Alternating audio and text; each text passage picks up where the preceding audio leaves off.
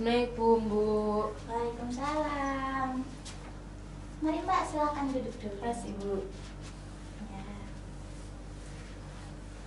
Baik. Apakah benar ini dengan Mbak Salma? Ya, Bu, benar. Saya sama. Ya, kemarin juga udah ngisi formulir kan? Ya, Bu, sebelum ketemu Ibu, udah ngisi formulir. Ya. Mbak Salma, gimana nih duduknya? Udah nyaman belum? Bentar, Bu. Udah nyaman. Dah. Nah, terus untuk suhu ruangannya apakah kedinginan atau kurang? Sepertinya kedinginan, Bu. Boleh dinaikkan nggak, Bu, sebenarnya? Baik, tunggu dulu ya, Ibu naikin dulu. Nah, gimana? Dah, cukup, Bu. Kasih. Baik, Mbak Salma. Mbak Salma, sebelum kesini apakah ada kegiatan lain atau emang langsung dari rumah? Tadi sebelum kesini sih saya nggak ada kegiatan apa-apa, Bu. Dari kos tadi langsung kesini. Iya. Jadi Mbak Salma dari kos langsung kesini ya?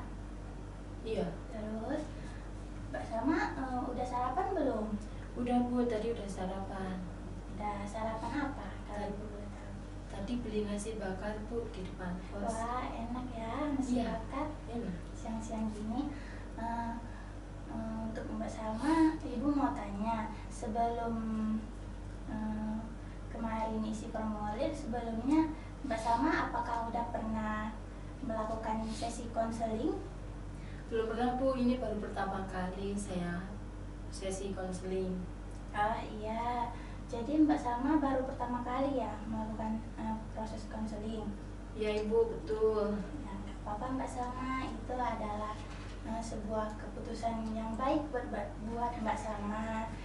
Karena di sini Ibu sebagai konselor itu tuh cuma sebagai perantara saja, mungkin hanya bisa mendengar cerita Mbak Salma atau bisa juga membantu mencari solusinya bersama-sama dengan Mbak Salma.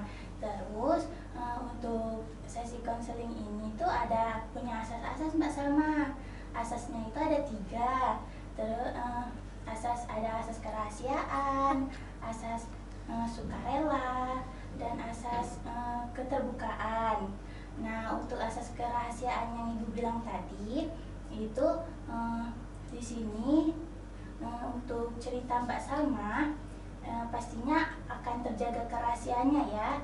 Yang tahu itu cuma Ibu dan Mbak Salma saja. Terus untuk asas sukarela, di sini kedatangan Mbak Salma ke ruang konseling ini, Ibu harap tidak ada paksaan atau paksaan dari orang lain. Hanya dari Mbak Salma saja yang ingin datang ke sesi konseling ini. Terus untuk asas keterbukaannya, Ibu harap juga Mbak Salma terbuka ya untuk bercerita dengan Ibu. Karena kalau misalnya Mbak Salma tidak terbuka dengan Ibu, maka proses konseling kita akan terhambat. Ibu tidak akan menceritakan ke siapapun cerita Mbak Salma kecuali dengan izin Mbak Salma. Bagaimana Mbak Salma? Apakah yang Ibu jelaskan tadi itu sudah jelas? Sudah jelas, Ibu. Berarti nanti misal saya cerita ke Ibu, itu nggak bakal nyebar kemana-mana kan, Bu? Tidak akan Mbak Salma, karena Ibu akan jaga kerahasiaan dari cerita Mbak Salma. Mbak Salma nggak perlu takut dan khawatir kalau cerita Mbak Salma akan kesebar kemana-mana. Oke, Bu. Bisa dimengerti. Iya, terus Ibu mau jelaskan lagi ya Mbak, untuk proses konseling ini, untuk proses konseling kita kali ini itu tuh hanya cuma bisa 30 menit saja. Jadi Mbak Salma bisa bercerita apapun yang Mbak Salma rasakan selama 30 menit ke depan. Nah, kalau misalnya Mbak Salma merasa kurang puas bercerita selama 30 menit itu, nanti kita bisa membuat kesepakatan untuk melakukan proses konseling lagi di sesi selanjutnya. Apakah bisa dimengerti Mbak Salma? Bisa, Bu, sangat bisa dimengerti. Iya. bagaimana Mbak Salma? Tentunya Mbak Salma kesini kan tentunya ada keperluan ingin bercerita dengan Ibu. Kira-kira apa yang ingin Mbak Salma sampaikan, ceritakan ke Ibu? Gimana ya Bu, saya tuh nggak tahu mau mulai dari mana, bingung Bu. Ya, apa yang membuat Mbak Salma bingung? Jadi gini ya Bu, saya tuh merasa kalau akhir-akhir ini tuh gak bisa ini kayak nentuin pilihan gitu loh Bu. Misal nih saya ini lagi ada tugas barengan ya Bu. Nah tugasnya tuh numpuk banget tuh Bu. Deadline-nya juga ada yang barengan, ada yang misal deadline-nya hari ini tuh 2 matkul, terus nanti deadline hari selanjutnya tuh ada 1 matkul. Jadinya tuh saya bingung mau ngerjain yang mana dulu gitu Bu. Oh, berarti Mbak Salma merasa bingung karena sekarang ini lagi banyak tugas, terus juga jadwal UAS juga ya. Jadi Mbak Salma bingung mau mengerjakan tugasnya yang mana, karena tugasnya itu deadline-nya juga hampir sama ya. Ya Ibu, hampir sama semuanya. Ya. Apakah Mbak Salma sebelum melakukan dalam proses UAS ini kan masih UAS kan? Apakah Mbak Salma sudah membuat jadwal untuk diri Mbak Salma sendiri, jadwal UASnya tuh bagaimana? Apakah sudah dibuat? Sebenarnya tuh saya belum pernah ini ya Bu, belum buat jadwal UAS yang buat saya sendiri. Tapi tuh saya ini kan ngeliat tuh jadwal UASnya. Nah itu tuh menurut saya itu masih bisa digunain sih. Tapi tuh ada beberapa hal yang bikin saya tuh bingung ya Bu. Kayak misal, duh ini gimana ya, tugas ini belum selesai, tugas ini belum dikerjain sama sekali. Padahal ya itu yang saya katakan tadi, kalau deadline-nya tuh barengan gitu Bu. Walaupun saya masih berpacu sama jadwal UAS, tapi saya tetap bingung gitu. Berarti jadi Mbak Salma merasa bingung karena Mbak Salma gak bisa nentuin mana yang akan Mbak Salma kerjakan terlebih dahulu. Iya Bu, betul.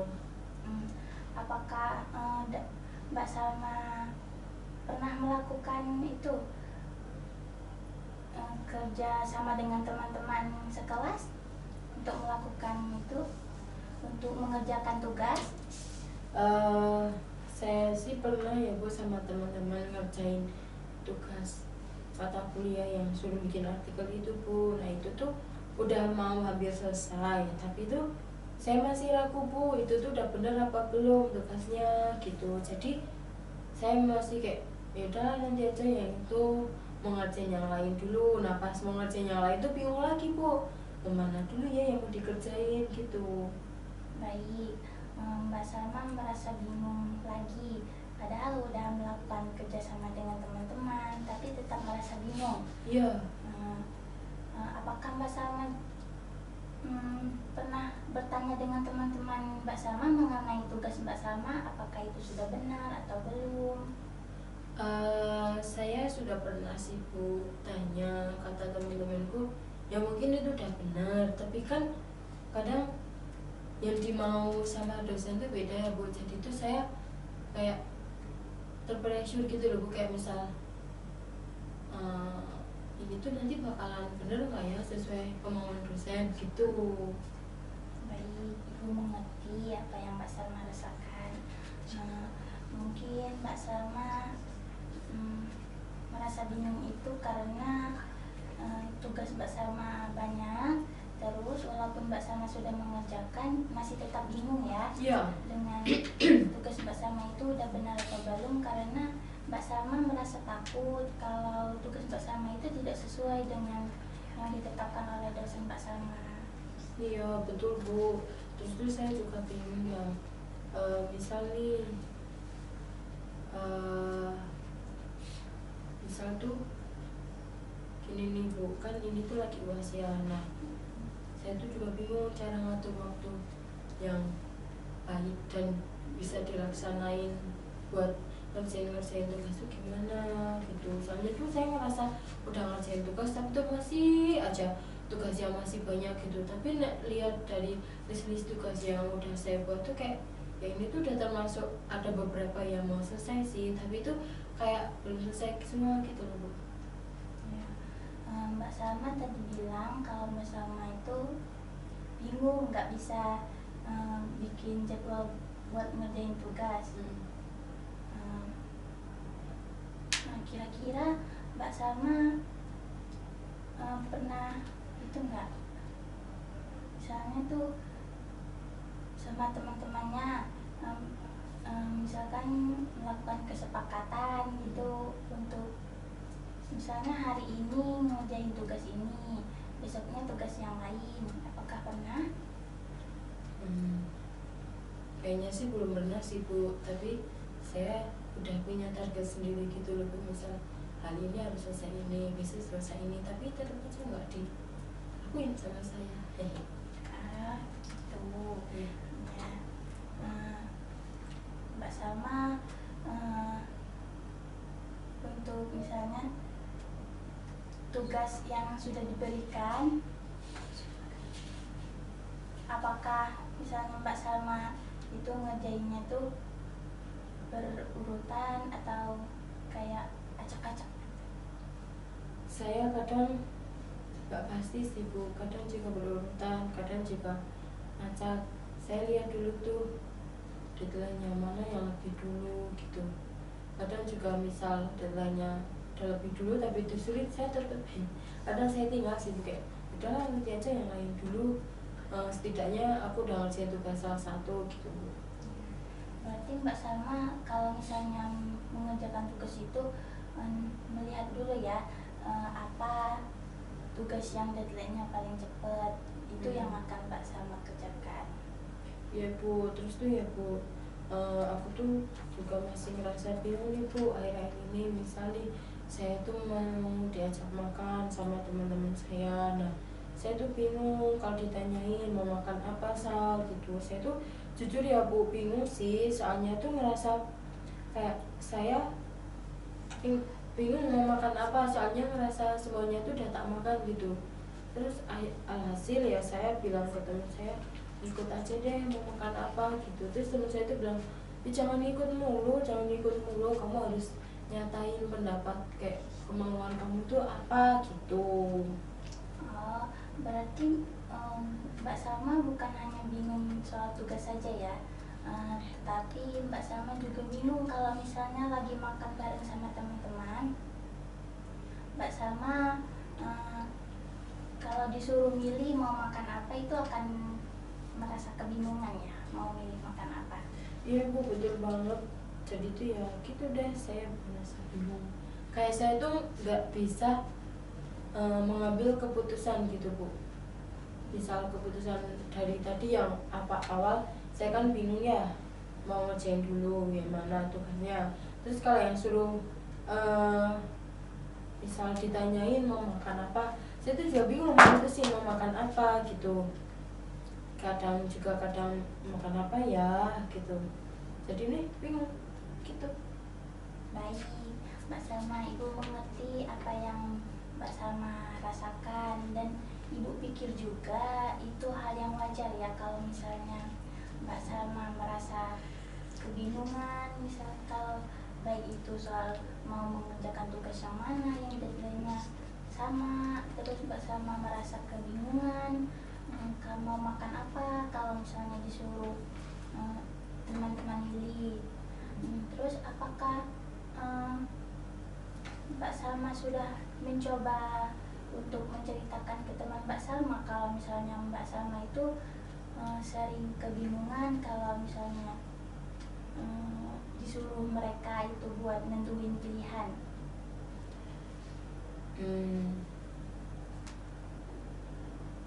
Kayaknya sih belum pernah ya Bu, tapi saya kayak kadang tuh pengen cerita, tapi tuh nanti dulu deh gitu. Baik, berarti Mbak Salma belum pernah sama sekali untuk bercerita ke teman-teman Mbak Salma ya? Kalau masalah yang kebingungan ini gak bisa nentuin keputusan atau ya keputusan itu tuh saya belum pernah.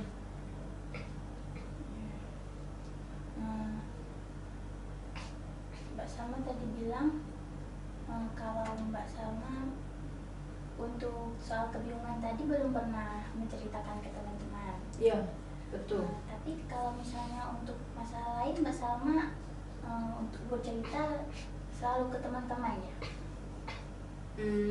Iya sih Bu, lebih banyak ke teman-teman. Soalnya saya nggak tahu sih mau cerita ke siapa lagi, kan saya juga di sini tuh merantau ya Bu, jauh dari orang tua gitu. Jadi ya mau nggak mau saya harus cerita sama teman-teman saya gitu Bu.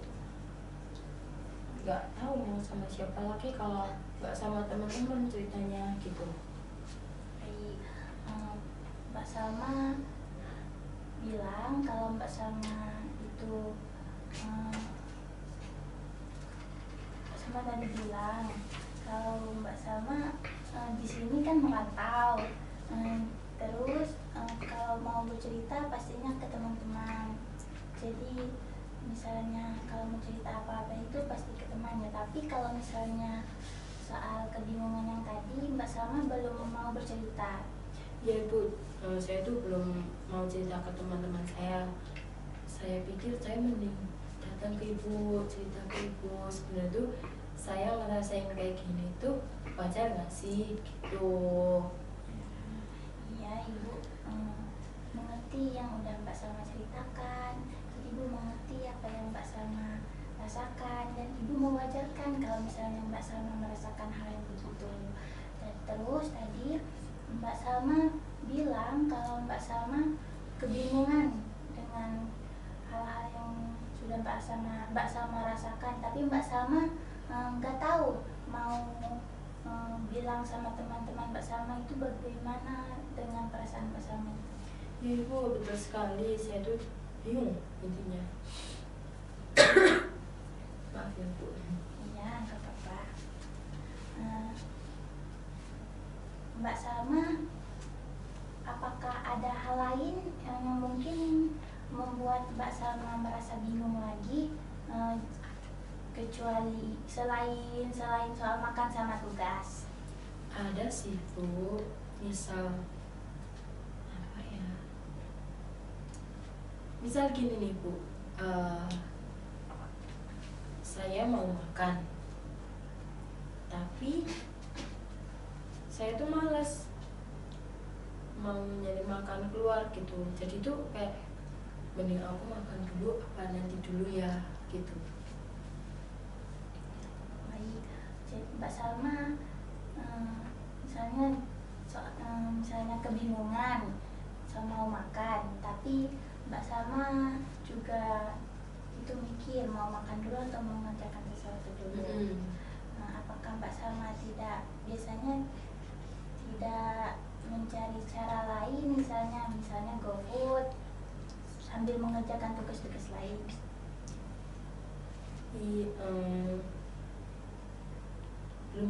Belum juga sih Bu, tapi tuh saya kadang berpikiran kalau misal nanti kayaknya nggak apa-apa deh makannya gitu. Tapi itu sebenarnya saya juga udah lapar, tapi mager gitu loh Bu, kayak nanti deh kalau lihat GoFood, ShopeeFood, Grab tuh kayak ya mahal banget, mending beli langsung gitu. Jadi tuh saya yaudah nanti aja gitu. Saya tuh juga ngerasa gara-gara sering nunda-nunda aktivitas, sering-sering nunda tugas-tugas, jadi tuh saya ngerasa semuanya tuh kayak tabrakan gitu loh, kayak jadi satu gitu. Jadi saya tambah bingung lah gitu, kayak gimana ya kok malah jadi gini. Kadang saya juga nyesel Bu, kok bisa jadi gini tuh gimana, oh kayaknya tuh gini deh gitu. Berarti bisa dikatakan kalau Mbak Salma itu merasa malas ya? Iya, malas. Malasnya kan Mbak Salma merasa malas. Apakah Mbak Salma pernah mencoba mencari solusi untuk misalnya menghilangkan rasa malas dalam diri Mbak Salma itu?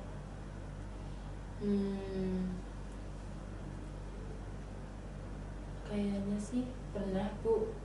Misal gini ya, saya lagi males tuh, terus saya tuh nyetel lagu yang bikin semangat, kayak misal lagu yang ini yang bikin semangat gitu. Tapi itu ya kadang berhasil kadang enggak Bu gitu. Terus saya itu juga gini ya, contohnya misal saya lagi males banget, saya scroll TikTok tuh, loh kok malah tambah males. Gimana ya, kan biasanya lihat TikTok biar dapat motivasi, dapat kayak masukan gitu, tapi kok malah faktanya makin males, jadi nggak berhasil deh Bu. Jadi Mbak Salma sudah pernah mencoba mencari solusi bagaimana menghilangkan rasa malas Mbak Salma, tapi tetap aja ya solusi yang Mbak Salma lakukan itu tidak berhasil menurut Mbak Salma sendiri. Iya, nggak berhasil gitu, jadi kayak sia-sia ya aku tuh nyari solusi gitu. Kira-kira menurut Mbak Salma cara yang paling tepat agar Mbak Salma itu bisa semangat gitu, melakukan aktivitas Mbak Salma itu kira-kira apa yang akan Mbak Salma lakukan? Mungkin saya bakalan kayak mengingat sih tujuan saya kuliah tuh apa, terus saya lihat motivasi yang lain gitu, terus saya kayak melihat pencapaian saya itu kayak gimana. Kalau misal masih stuck, berarti saya harus semangat lagi gitu. Baik, dari yang Mbak Salma katakan, Mbak Salma untuk agar tetap semangat, Mbak Salma selalu mengingat tujuan Mbak Salma kuliah di perantauan itu apa. Makanya mungkin itu yang bisa bikin Mbak Salma semangat ya, walaupun kadang ada juga rasa malas yang muncul dalam diri Mbak Salma. Iya Bu, betul. Terus saya itu ini ya Bu, saya itu kan tadi udah bilang ya ke Ibu kalau saya itu kadang bingung mau mutusin keputusan gitu. Contohnya tuh gini Bu, misal nih saya kan kadang pulang ke rumah ya, nah di rumah tuh saya tuh masak tuh Bu, buat adik-adik saya, buat bapak saya gitu. Nah pas tak tanyain adik saya tuh mau makan apa, bilangnya terserah, tapi faktanya nggak apa namanya, kayak nggak dimakan gitu masakan saya. Jadi itu saya malah tambah bingung Bu, kenapa keputusannya udah aku ambil tuh bikin malah kayak sia-sia deh aku ngambil keputusan ini, nentuin ini gitu. Baik, Mbak Salma bilang tadi Mbak Salma bingung kalau misalnya mau masak. Bisa nggak Mbak Salma jelaskan yang Mbak Salma maksud bingung itu bagaimana? Yang bikin saya bingung tuh karena kadang ya pilihan saya sama kemauan orang lain tuh beda Bu. Misal saya ini mau masak ya buat adik-adik saya, buat bapak saya pengen masak, misal saya pengen masak sop ayam jagung manis. Nah ternyata adik saya lagi gak pengen itu gitu, jadi saya tambah bingung ya, kok malah gak sesuai gitu. Baik, apakah kalau misalnya di rumah itu yang masak itu cuma Mbak Salma saja atau misalnya bergantian? Kalau saya lagi di rumah, kalau saya di rumah saya yang masak, tapi kalau saya lagi di perantauan adik saya yang masak gitu. Baik, Mbak Salma bilang kalau misalnya kalau di rumah itu yang selalu masak Mbak Salma, tapi kalau misalnya kalau di perantauan adik Mbak Salma yang masak kalau di rumah. Iya betul Bu. Kalau misalnya Mbak Salma masak, selalu kayak nanya nggak ke adik atau orang tua Mbak Salma, kayak bikin kesepakatan mau makan apa hari ini gitu, agar Mbak Salma nggak kebingungan mau masak apa? Saya sih pernah ya nanya mau masak apa, pengen apa gitu, tapi mereka bilangnya terserah gitu. Yaudah kan saya masak ini masak itu, ya sebenarnya sih mereka tetap makan tapi kayak kurang nafsu gitu loh. Oh iya, Ibu paham. Mbak Salma tadi sudah mencoba nanya ke saudara Mbak Salma mau makan apa, tapi yang dibilang oleh saudara Mbak Salma itu terserah. Iya. Makanya Mbak Salma bingung mau bagaimana jika disuruh masak gitu ya. Iya Bu, betul. Jadi itu ya saya merasa itu menjadi salah satu faktor saya nggak bisa nentuin keputusan gitu loh Bu. Ya, Ibu mengerti apa yang Mbak Salma rasain dan itu sangat wajar ya. Mungkin Mbak Salma bisa bilang ke saudara Mbak Salma kalau Mbak Salma bingung kalau misalnya mereka bilang terserah. Saya sih pernah ya Bu ngomong gitu. Terus akhirnya adik saya bilang, ya udah Mbak masak apa aja nanti kita makan. Tapi kan kadang saya tuh pengen kalau mereka tuh makannya tuh nafsu, terus kayak lahap masakannya saya masak tuh habis gitu loh Bu, nggak sisa. Jadi kan saya ngerasa nggak sia-sia ya Bu masak. Tapi tuh ya pada akhirnya setelah saya kesepakatan gitu, adik-adik saya kayak ya udah akhirnya dimakan gitu. Baik. Jadi Mbak Salma itu pengen kalau saudara Mbak Salma apa yang Mbak Salma masak itu mereka suka dengan masakan Mbak Salma. Iya Bu, betul kayak gitu. Terus kira-kira bagaimana cara Mbak Salma agar misalnya saudara Mbak Salma itu merasa suka walaupun sebelumnya mereka selalu berulang-ulang kurang nafsu dengan masakan Mbak Salma. Kira-kira apa yang bisa Mbak Salma lakukan?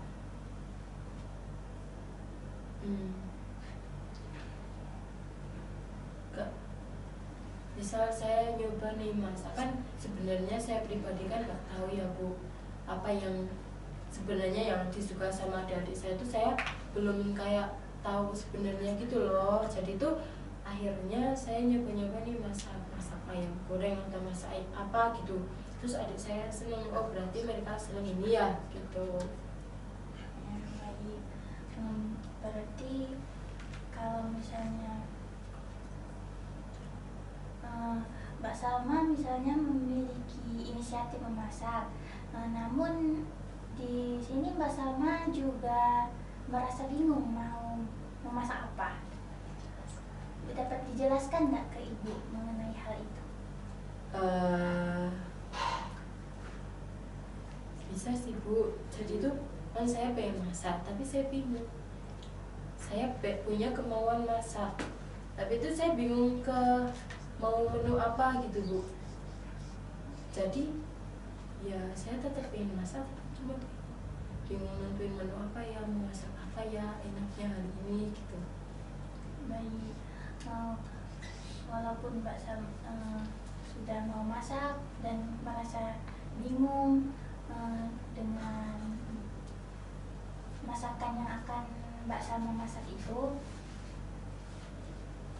Mbak Salma tetap masak apa adanya yang ingin Mbak Salma masak gitu.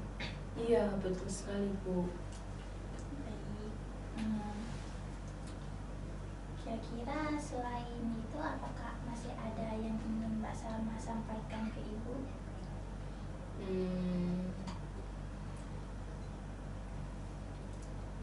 Gimana ya Bu?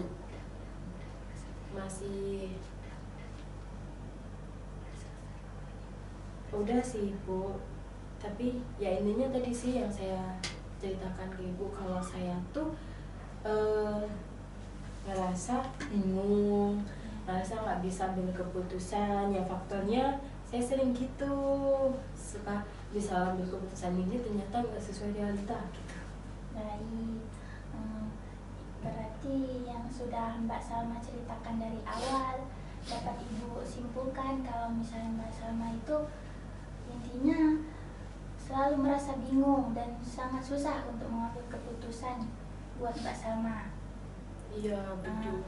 Mbak Salma juga merasa bingung kalau misalnya lagi UAS, terus deadline UAS itu sama Mbak Salma bingung mau mengerjakan tugas yang mana terlebih dahulu.